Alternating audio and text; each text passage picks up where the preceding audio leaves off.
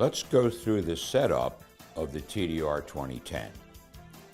There are two kinds of setup. One is the general setup, where general preferences are chosen.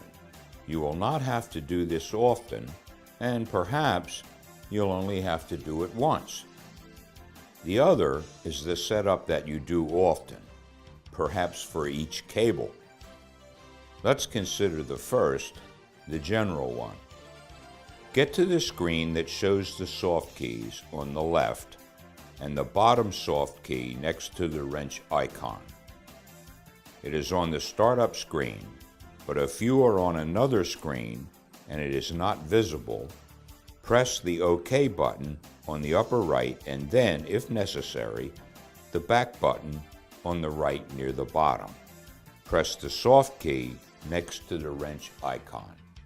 Press the soft key next to the icon with the 3 gears icon. This results in a vertical row of icons down the middle of the display. We navigate between these icons with the up and down arrows of the navigation group. For each icon, we navigate among the choices with the left and right arrows of the navigation group.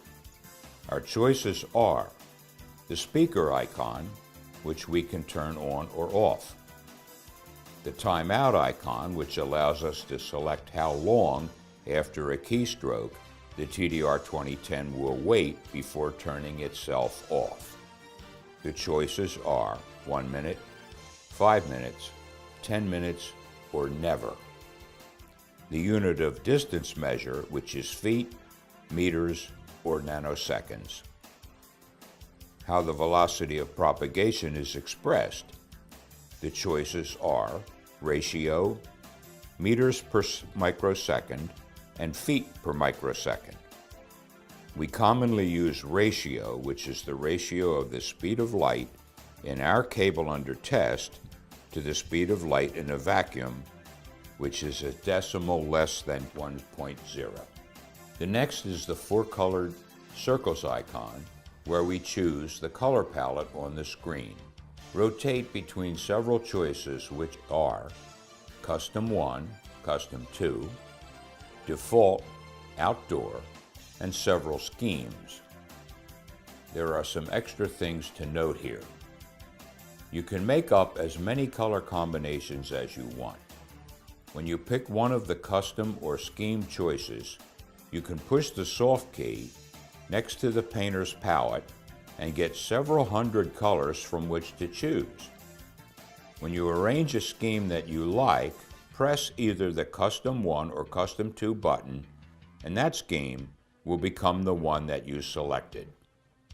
The important thing to note here is the outdoor screen that is very useful in bright sunlight. It is very easy to get by using the left and right arrows of the navigation group. The next choice is the sun icon that varies the contrast.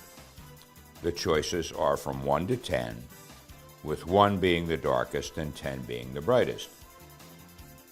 The bottom icon is the globe and is used to select the language of the displays. When these general preferences are set, press either the OK button or the back button. Now we'll talk about setting up the TDR2010 to perform a test. The first thing to do is select the mode, what we want the TDR2010 to do and how we want to see it.